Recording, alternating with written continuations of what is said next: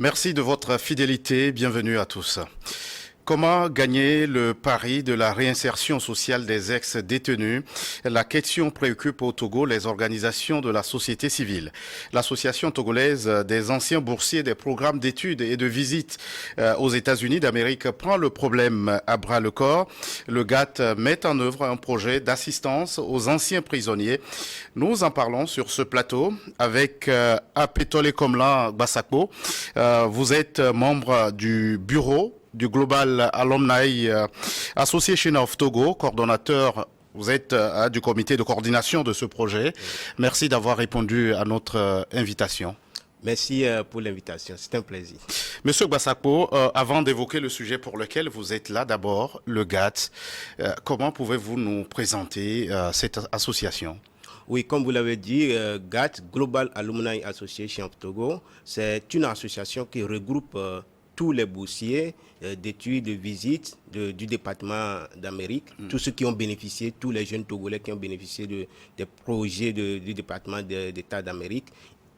Au retour, ils sont en association pour contribuer au développement du pays. Voilà un peu GATT. Voilà.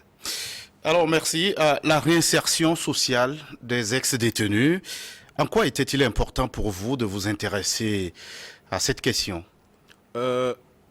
L'un des objectifs du GATT, c'est le développement humain, le développement durable. Il peut pas y avoir du développement durable si on ne s'intéresse pas à cette question, parce que lorsque la personne, quelqu'un, il va en prison et qu'au retour, il n'est pas accompagné, il peut y retourner très vite, ou bien il peut encore commettre d'autres forfaits, ou bien, bon, ce serait difficile qu'il se développe comme il le faut.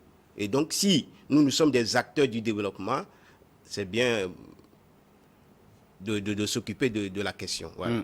De quel constat êtes-vous parti? Est-ce que les ex-détenus éprouvent des difficultés à se réinsérer après leur sortie de prison?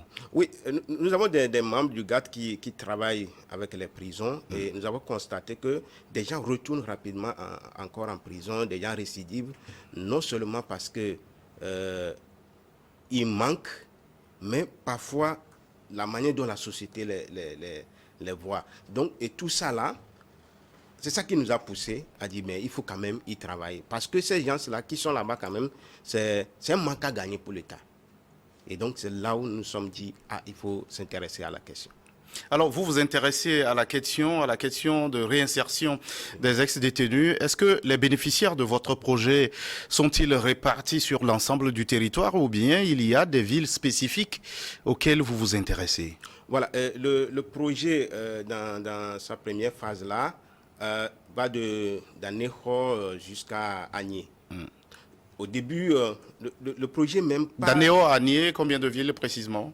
Voilà, combien de villes. Quand nous prenons les tribunaux, nous avons le tribunal d'Aného, le tribunal de Tabligbo, le tribunal de Lomé, le tribunal d'Atakpamé et donc le tribunal de Kpalimé. Donc voilà, nous sommes arrêtés à la région des Plateaux. Tous les tribunaux de Maritime jusqu'à Plateau, voilà, sont servis. Voilà. Et donc, le projet là même naît d'un autre projet que nous avons fait qui s'appelle le MDAO. C'était un projet de pro bono pour pouvoir défendre des détenus qui n'ont pas ces moyens-là de payer un avocat. Donc, avec le barreau togolais et l'Union des jeunes avocats du Togo, nous avons fait notre projet qui avait défendu des ex-détenus qui n'ont pas de moyens dans ces tribunaux. Et d'autres ont connu leur sort, s'ils ont 6 ans à faire, s'ils ont 6 mois à faire, ils ont connu leur sort. Et d'autres qui sont sortis. C'est quand les autres là aussi sont sortis avec les constats ou d'autres constats que nous avons fait que nous sommes dit que il faut maintenant ce projet de réinsertion. Comment les aviez-vous recensés? Est-ce qu'il y avait un cri d'alarme de ces détenus en difficulté de se payer les services d'un avocat? Oui, comme nous l'avons dit, avec les membres du GATT qui travaillent avec les prisons, nous avons constaté qu'il y a des détenus qui n'ont pas les moyens de faire payer un avocat pour les défendre.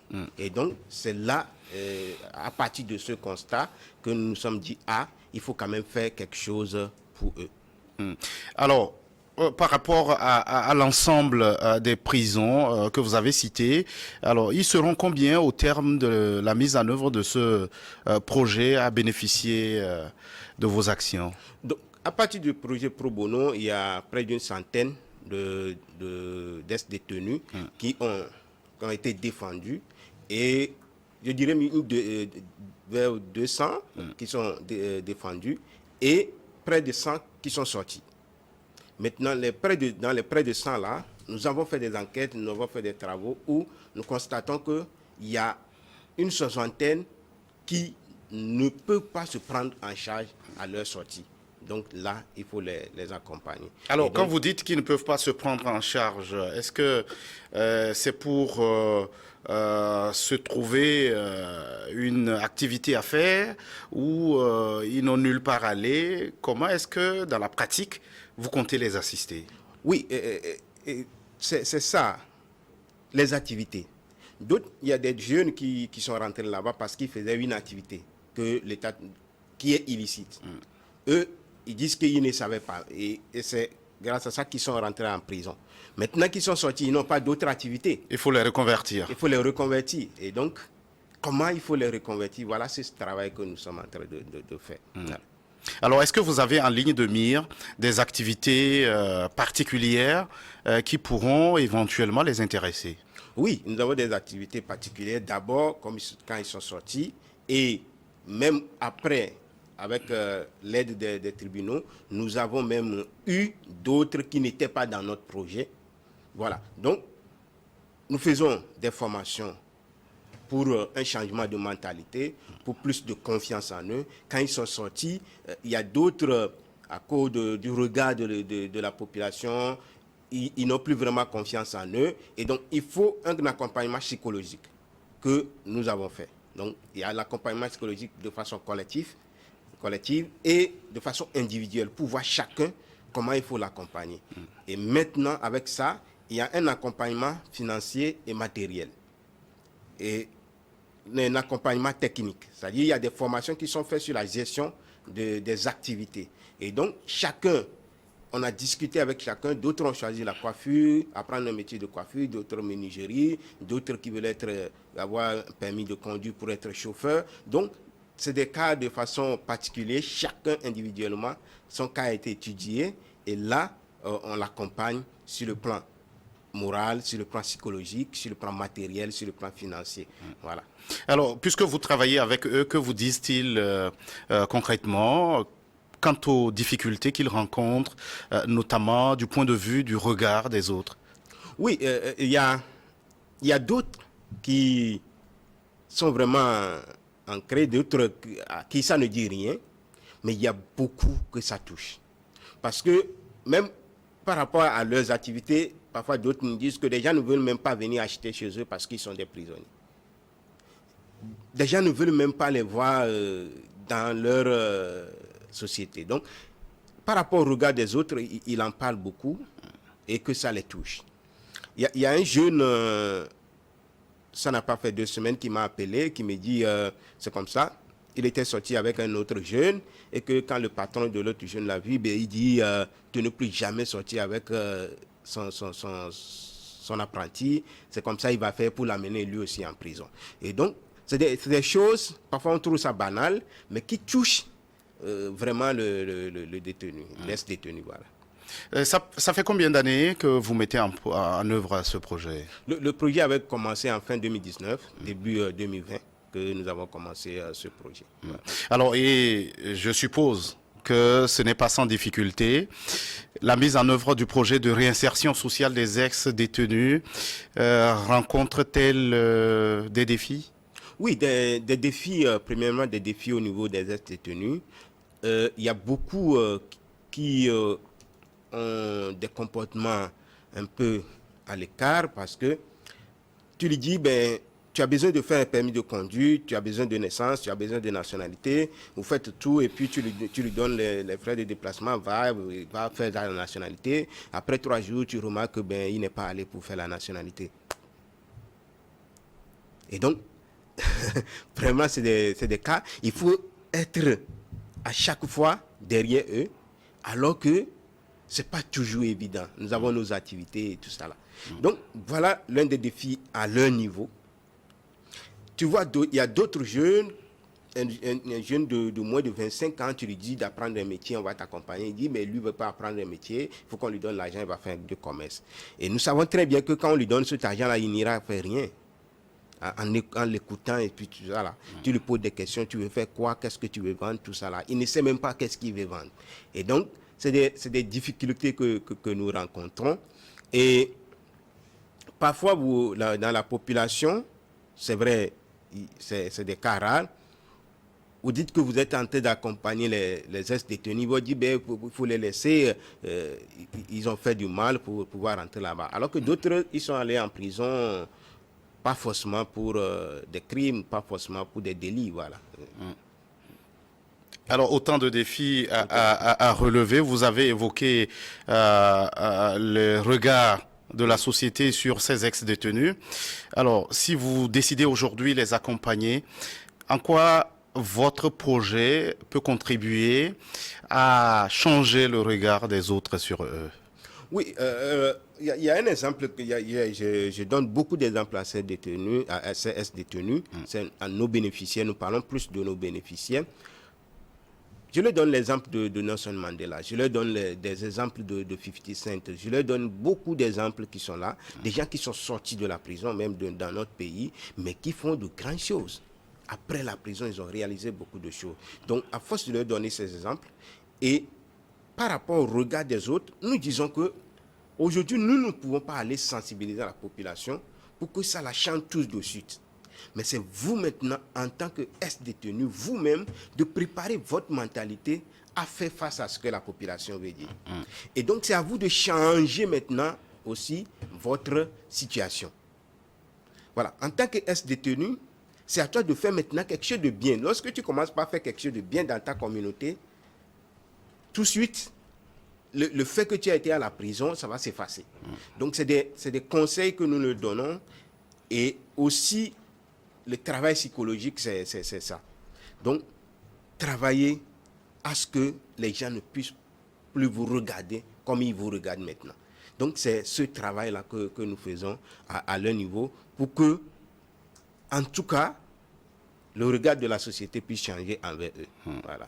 Et à quelle étape êtes-vous aujourd'hui dans l'exécution de ce projet?